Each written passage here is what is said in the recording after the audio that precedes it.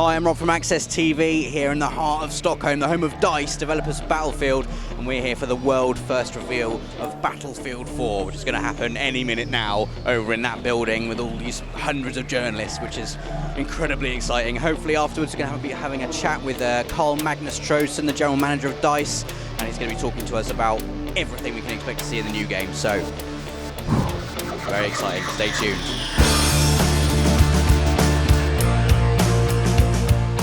The screens you're looking at now are taken from actual Battlefield 4 gameplay footage that we've just seen running live in engine. We can't show you any video just yet, although rest assured we will do as soon as EA release it, but as you can see it is looking utterly phenomenal. Look at the sweat on that man's face! And now we're here at the Battlefield 4 party, which is looking pretty swanky, so why don't we take a look inside and see what amazing stuff's going on in here. Come this way.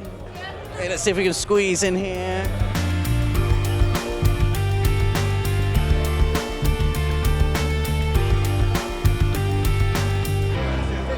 Cheers. Well, that's your whistle-stop tour of the Battlefield 4 party finished, and also finishes my glass of champagne, which means it is now time to have a chat with the man himself, General Manager of DICE, Karl-Magnus Troedsson.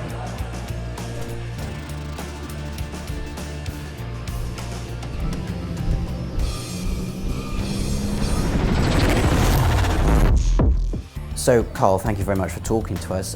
First of all, it seems like only yesterday you were showing off the Frostbite 2 engine, this amazing engine that allowed you to do some incredible things, and now you've got Frostbite 3. So I was just wondering what that allows you to do that you just couldn't do before on Frostbite 2. What it allows us to do as game developers is basically utilize even more power available.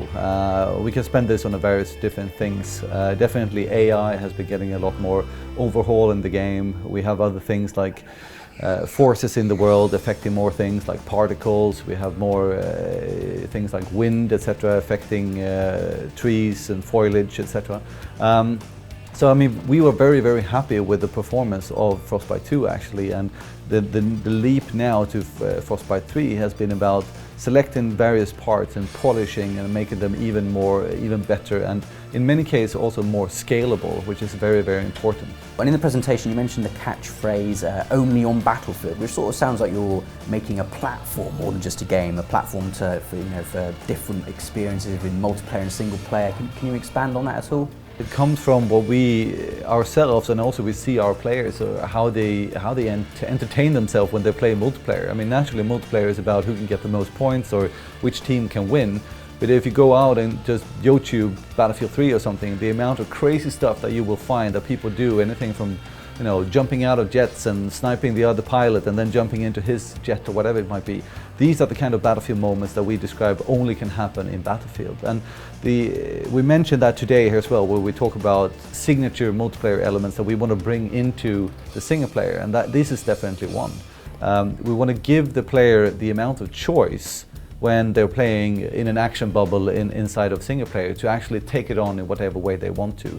Do they want to take the sneaky approach with perhaps a sniper rifle and a silenced pistol, or did they want to go gung-ho, take a jeep and drive around and have the entire squad shoot at everything they see? It's this kind of choice that we know that when we give this to the players, that's when the kind of only in Battlefield moments will start to happen.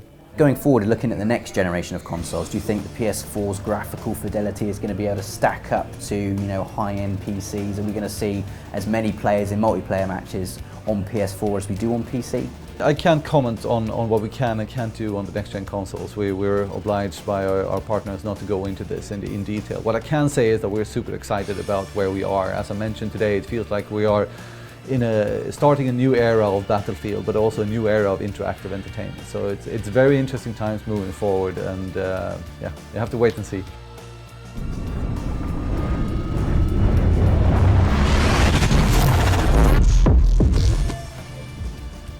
Well, that's been the world first reveal of Battlefield 4 here in beautiful and now quite cold Stockholm. I hope you've enjoyed it. If you did, don't forget to comment, like and subscribe, and we'll have tons more videos on Battlefield 4 very soon.